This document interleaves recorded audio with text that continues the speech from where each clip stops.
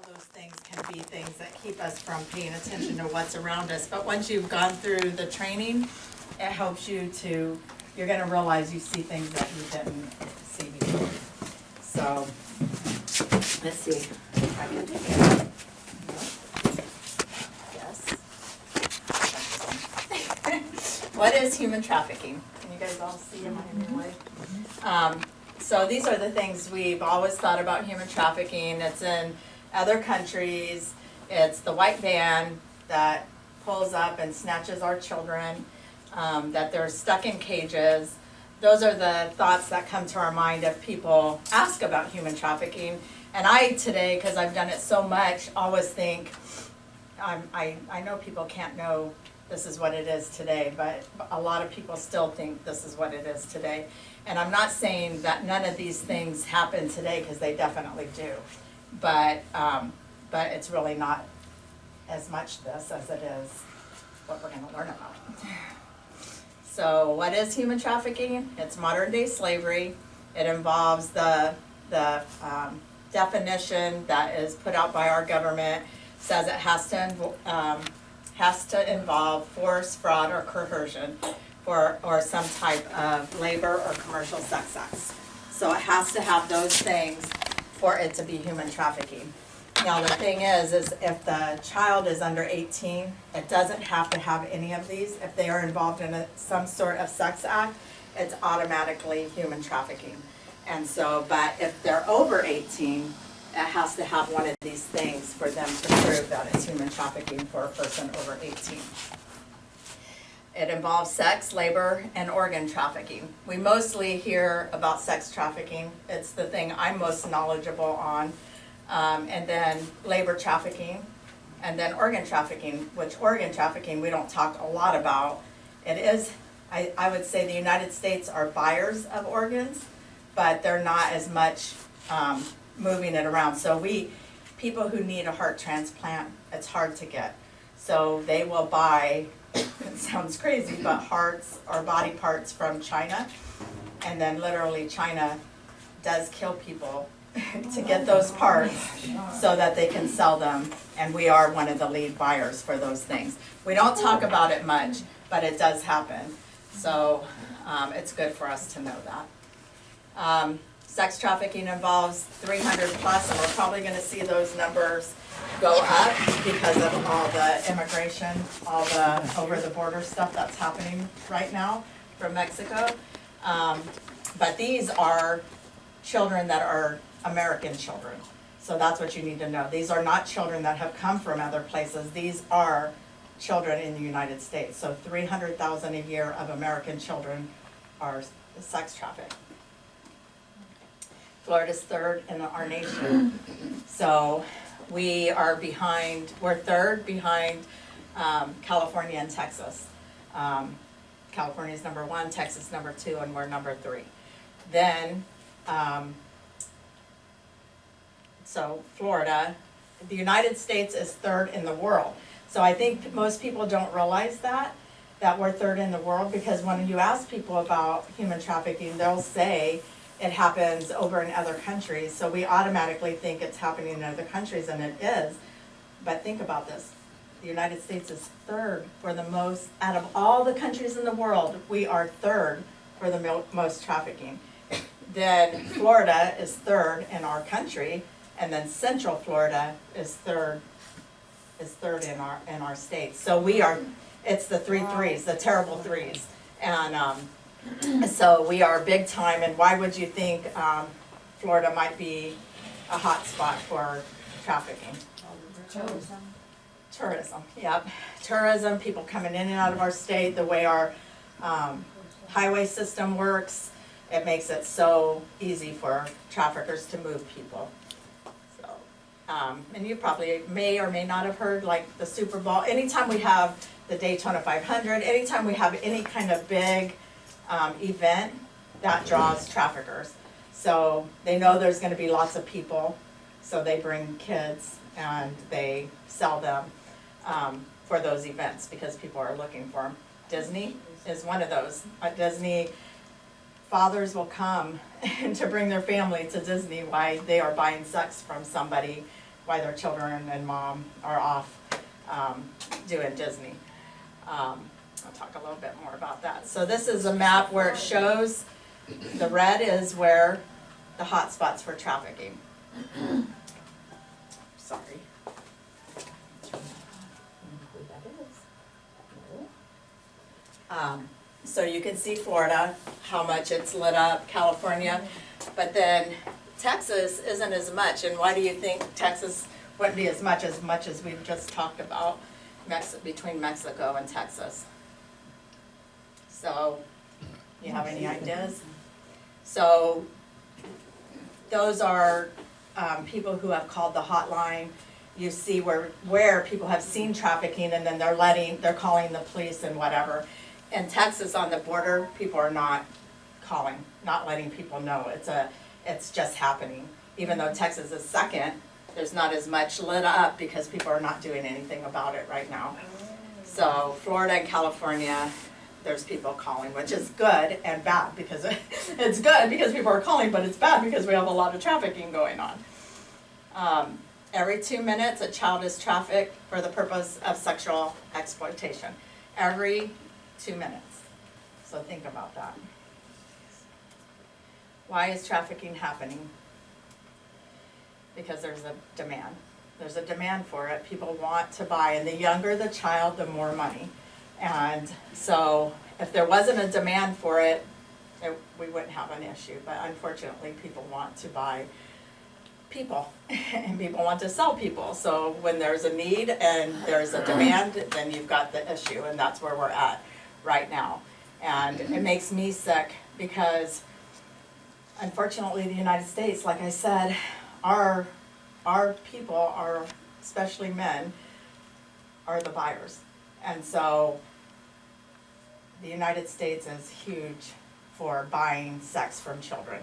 So there's a thing called sex tourism, where men will go to other countries where they know they can buy children really easily, and they can tour. They'll have a travel agent that hits the points where the children are, and they set up a whole vacation, say, to go and buy sex for children, and the United States is the worst for that. It's a $150 billion industry a year, second only to drugs. So it's gone above a lot of other things, like drugs and guns were the biggest thing that were trafficked in the United States. But now it's second. You know, it's become such a big industry because you can resell. So guns and drugs, you can only sell them once. You sell them, you get the money, and you're done, and you have to go replenish. So you have to go get more drugs, or you have to go get more guns. But with people, they can resell them over and over again. So that's what they do. They can make a lot of money. Like I said, it's a $150 billion industry, because they can resell people. And the life expectancy of most children that have been trafficked is 7 years, because they either die of abuse, being beaten, drug overdose, or some type of disease. One victim, and this is on the low range, is worth $50,000. So to a trafficker who doesn't have just one child, have many of them, they're making a lot of money per child. And that's on the low end. It can go up to $250 depending on the age. And they do sell infants. Who are the victims?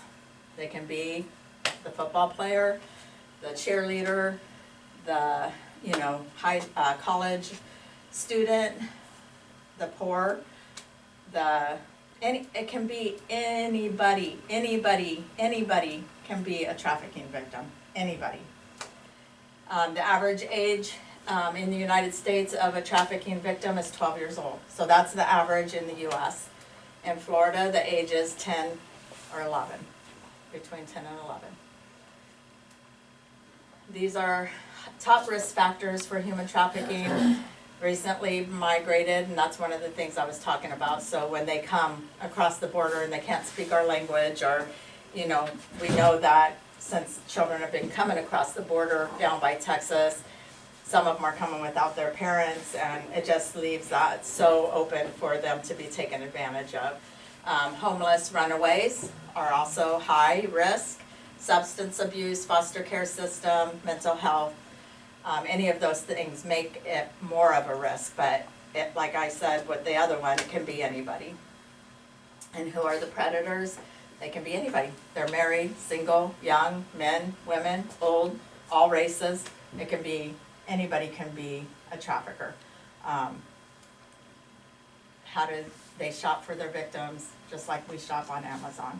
So there's a place on the dark web where you can actually, I don't even know how to get on the dark web, but unfortunately bad people do. And what they will do is go on the dark web.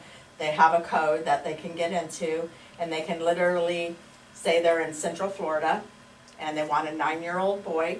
They type in 9-year-old boy and all these little boys will show up. Or they want a 4-year-old little girl. All these 4-year-old girls will show up, and they can purchase them online, and then the trafficker will tell them where to meet so that they can have sex with the child. And it's becoming a big thing for them to target churches. And why would you think they would target churches? Who's the they? Traffickers. Traffickers. Traffickers and pedophiles. Is it for the youth groups? Youth groups, yeah, but it's because we are trusting. We're trusting. Yeah, we're trusting. So anybody who comes into our church, we want to trust them, we want to love on them, we want to, and of course a trafficker is not going to be somebody that you are suspicious of. It's going to be the person that wants to get involved and super awesome person that you're like, wow, I'm so glad this guy started coming to our church, or this lady started coming to our church, or whatever. It's going to be the person that you admire, because that's what they want you to do, so that you'll trust them. And so they realize that churches are a place they can go. So as churches, we need to be make sure we do the background checks. It doesn't mean that that person may have not been caught. So if they haven't been caught, you're not going to know, but it's still good to get the background checks, and to just always be mindful of who you're allowing to have with your children. And how does this happen? The myth is just what I told you, that they snatch their victims, and that does still go on a little bit, but usually it's so much more closer to home today. They're hidden. We call them hidden in plain sight, because children can actually be going to school and being trafficked. So what happens is they get online, they meet a trafficker, it's called grooming. So they'll go online, and because of COVID, we all know we put our kids online, right? They had to go online to go to school because we shut down our schools. Thank God for our governor who got us back up and going quickly. But what happens is the traffickers and pedophiles knew this happened, and they thought it was a perfect storm. They were so happy this happened because it gave them so much more availability to our children. So sexual child exploitation went up 106% during the pandemic because they were able to get to our children. We put children online that didn't even have computers. The schools provided computers, provided internet, provided all those things that some of these kids didn't even have at home. And we just made it an open market for traffickers and pedophiles. The new stranger danger, we used to teach our kids about, don't talk to strangers, but now it's our apps. So Facebook, Instagram, Twitter, all those things are now the stranger danger, because our kids, I was just on the Navajo Nation and just got back yesterday, and I'm watching, they don't have anything, this area is very impoverished. These children are could be very easily brought into trafficking. But there's 5 and 6-year-olds with their own phones. I'm like, why do you have phones for your kids? You can't even feed them, but you have a phone. I'm like, what in the world? And I'm watching the one little boy, he's scrolling on his phone, he's 6. And in it, I see he's on YouTube, and I see a girl with hardly anything on. Well, he's 6 and he's scrolling through it, so he's not paying attention to that right now because he's looking for a cartoon or something. But how much longer if no one's paying attention and no one's teaching him, will it be before he's pulled into that? I, who know all about this, one time we were in a long line and we were actually in New York at a coffee festival, and my grandson was 3 at the time, and of course 3-year-olds waiting in a long line is, he's like, and it's in New York, so we're like trying to keep him right there, you know, so I said, just let me put Paw Patrol on and let him stand right here with me and watch it. And so I put it on, and within a few minutes someone messaged him. I didn't even know you could message on YouTube, but someone messaged him, "Hi, how are you?" I'm like, Oh my. what? And then he's 3, so he didn't say anything, and then, "Oh, how old are you?" Oh my Starts gosh. asking these questions. I'm like, what in the world? Like, I was so upset. So now I'm like telling people, don't let your children, you know, even be on something you think is safe, because they're looking all the time. They're constantly looking. We call it phishing, because what they do, the FBI agent that trained me said that traffickers are 24/7 searching for a child. So it's a $150 billion industry. It's worth their time. Grooming means they will take time to build a relationship with a child. If it takes a year, it doesn't matter. It's still worth their time, because if they build that relationship and the child starts trusting them, then they've got the child. So he said some of them will wear Depends, so they can just be on the computer 24/7 and just be fishing for kids until someone takes the bait, and then they can start luring them in. It's every single app. So these are just a few, but it's every single app. None of them are 100% safe. So when I go into the public schools and I talk to high schoolers, of course they don't want me telling them this. And I tell them, I realize you're not gonna not be on these apps. You're gonna be on them. I know that. But what I want you to do is put your privacy settings on, protect yourself, don't let people you don't know and, you know, become friends with you. You know, as young people, and especially now, it's all about how they look on Instagram, all the pictures, you know, how many followers do I have, you know, they compare themselves to each other, and I said, you're letting people in that are not your friends. They're not there to help you. You don't know them. Do you know this person? No. Why are they in your Instagram? You don't know them. Well, my friend is friends with them, but does your friend know them?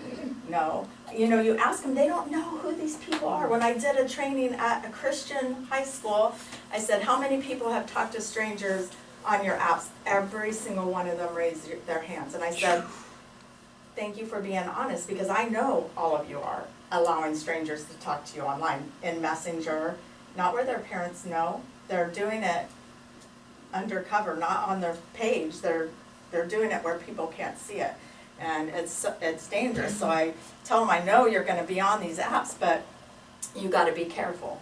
So this young man, there was 2 13-year-old boys. They're local. I can't tell you who they are, but they go to a local church here in Seminole County. They were playing games, because games today, you're attached to the internet. So strangers can also play against each other. The kids do it all the time. And so these 2 boys were gaming. Their moms, you know, they hang out together all the time. They were best friends. They were up in their room playing their games. And the mom never thought anything. They're good boys. They go to youth group. They're a great family, both of them. And a girl contacted them. And so she just started saying the same things, you know, hi, how are you? And they started talking to her. And then probably within a week, she sent pictures of herself, Get closer. the top, you know, her naked breasts. And the boys were 13. So they were like, well, we haven't seen this before, but this is kind of cool, you know. And so pretty soon, you know, they received the pictures, and then she was supposed to be 13 or 14. They saw her little, you know, picture, and she said, you know, I sent you pictures of me, so it's only fair you send me pictures of you. And so they were like, okay, so they did. Then she started telling them well, why don't you do this and why don't you do that? And she started getting them to do things they never in a million years thought they would do, but they did. It got to a point that they had gotten themselves in this deep hole, and then the girl wanted to meet them somewhere, and they got freaked out, and they didn't meet her. So they cut off all ties, and they thought, okay, that's good. Fast forward to today now, and someone in their school happens to go on Twitter and sees a pornography video of these two boys. So the trafficker took all the pictures. It wasn't a young girl, it was an adult, and the girl was being trafficked herself, but took all the pictures and made it into a video and then had it on Twitter, and people were buying it. And so somebody saw it on Twitter and then screenshot it and sent it out to the school. The boy was called into the office. Of course, he had no idea that anybody had that was going to happen. And he's talking about being expelled because they thought he did it on purpose. He's like, I had no idea. So then he tries to commit suicide, and his mom found out, and then he shared everything with her, and of course it became a big deal. So my friend, who's a lawyer, her name's Lisa Hava, she works with me and she's amazing.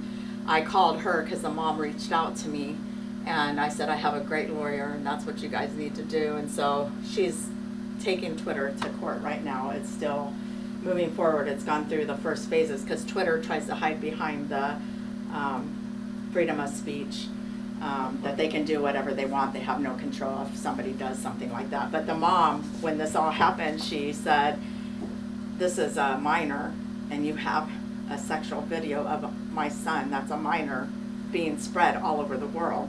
You need to take it down. And they said it wasn't against their policies. And so she said, my son's a minor, and Twitter said, you have to prove it to us, show us his ID. So she sent him a picture of his school ID, sent it to them, and told them to take it down, and they still said they weren't going to take it down. It's not their responsibility. It ended up having to be taken to Homeland Security. They were the ones that ended up getting it taken down, but it took a week or 10 days before they finally got that down. It was still being shared and all over the place of these poor kids who now have to deal with this trauma. So his parents, because they're good people, they're like, why did you do, why did you do this? And they're just like, we don't even know. We don't even know how it happened. And so I told her how it happens is there's probably a 40-year-old man, not the girl, and he knows how to manipulate children. Before they even knew what happened, they were doing things they never thought they would do. And then they were stuck because it was too late. And then they didn't want people to know, and the embarrassment and all that. But she's suing. So you guys can be praying for this lawsuit that she wins and that Twitter will be held responsible, because that's part of the problem. All these apps are not held responsible for allowing children to be sold online. These are some of the warning signs that you can see with your kids that traffickers look for too. If they all of a sudden, it's kind of like the drug thing we talked about when we were young. You see a complete change in your child or grandchild. If you see them, not doing well in school when they were doing well in school, shows signs that they might have started drinking, can have a couple phones, because the trafficker, they could have their personal phone and the trafficker have them have a phone that he contacts them on. Depression, any of the things that we've talked about when we were younger with drug addiction and our teenage kids.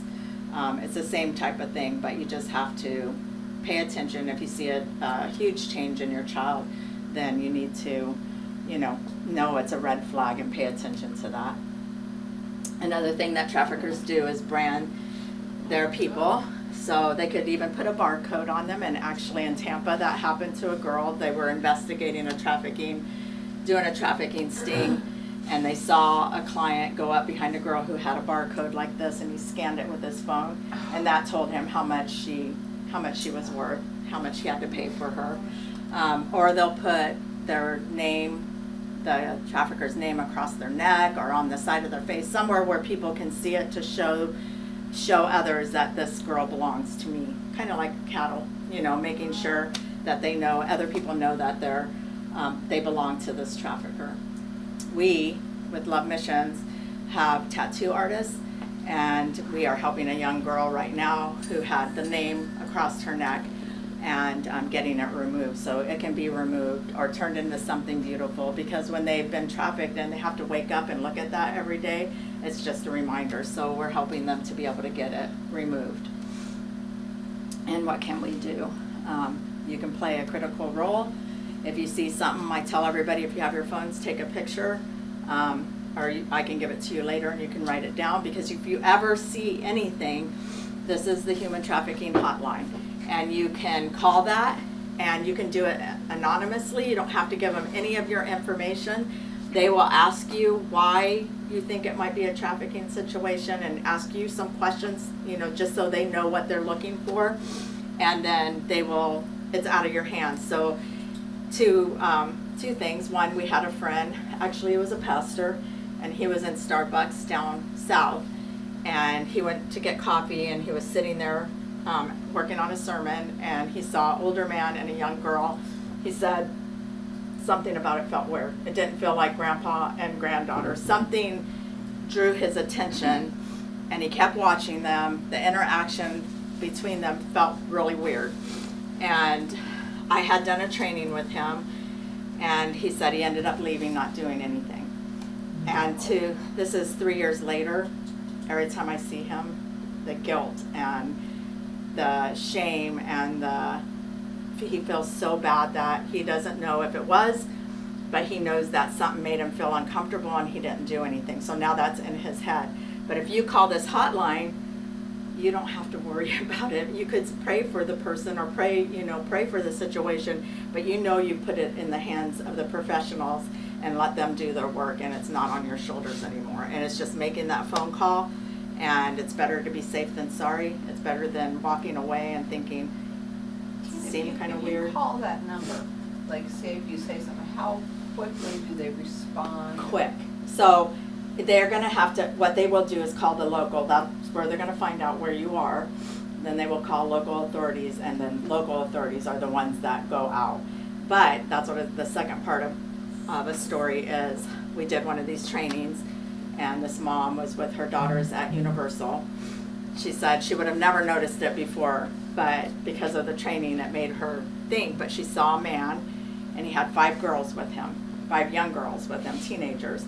And she said something about it was weird. He was very controlling of the girls. The girls did not look happy. They're at Universal. She's like, this is weird. These girls don't look like they're having fun, and there's this one guy and all these girls. And so she just kept watching them, and she's like, something doesn't feel right. So she called the 800 number, and they said, you're at Universal. It's going to take us a couple minutes to get there. So go to the manager of the restaurant, because they were at a restaurant. Tell them what your suspects are, and they'll call security. So they did. It was a trafficker. He had girls, and they were able to save them. So she called them. They told her, go to someone right now, get security. They got security, and they were able to get the girls rescued. So it can happen fast, but you have to, they'll help you to do the right, what you need to do. You might not have to call, you will not have to call the local authorities. They will do it. But in this situation, because they were in Universal, he knew it's going to take a while for the police to get there, but there is security right there, so let's get them going on it. These are things, a lot of times I talk to the kids about. Be careful of your messaging features. Make sure they're set to private. Don't put your real names on Facebook if it's not private. Be careful about what you post on social media. So for our teenagers and college students, they love to put their school name, their t-shirt, but when they do that, that's showing the trafficker what school they go to, how to find them. And then be careful for too good to be true jobs. In our situation where we are in the world today, that's probably a big one for right now, because people want good high paying jobs. And then if something feels weird, I tell them to go talk to somebody they trust and let that person help them see if this could be a bad situation or a bad person trying to get to them. And don't take inappropriate photos, and don't send them to anybody, and don't receive them from anybody. I'm like, because girls have come up to me after I do a training, they're like, okay, well, I sent a picture, where does it go? And I said, can we get it back? And I'm like, no, sweetheart, you sent it out. It's out there for anybody in the world to get now. I said, that's why we're talking about this, because I don't want you to ever send a picture. If you don't ever send a picture of yourself to someone, they can't ever use it against you because you never sent it. So you're safest to never ever send a picture of yourself that's inappropriate and allow someone to take advantage of you. So try to tell our young people, don't do these things. Don't. That's the only way you're going to stay safe, is don't do them. And then you can get educated like you guys are, have a awareness event. We speak wherever we can to make people aware of what's going on. And you can volunteer. You can sew freedom bags. Who does that? Yay! Or beautiful quilts, or collect items, or buy our coffee from Pallet. Help us at the bridge, do an event, which is what Mika started doing, and she's helping now. She's going to learn how to do these presentations, and so to help me as we continue to expand. There's our beautiful coffee. That is the bridge is our life center, where we are helping survivors. So the bags that are sewn here, like this one, are filled with all the things here, and then we give them to survivors that are just rescued or are going through treatment, or whenever some of the police officers carry them in their car for when they rescue, because they come with nothing. And so they used to give them Ziploc bags with stuff in it, and when I found out that's what they did, I was like, I want them to know they're more cared about than that. And so I designed the bag, and they've been modified a lot of times because I just did it, freehand did it, and then these amazing ladies have modified and made it better and quicker, and so they were able to do that. And then also at the bridge we do mentorship, we do counseling, we do art therapies, we teach classes. This is located here? Yeah, in Sanford. Yeah, so there's a lot that goes on there to help survivors get a second chance. If they need their GED, we help them with that. If they want to go to college, Valencia gives full scholarships to survivors.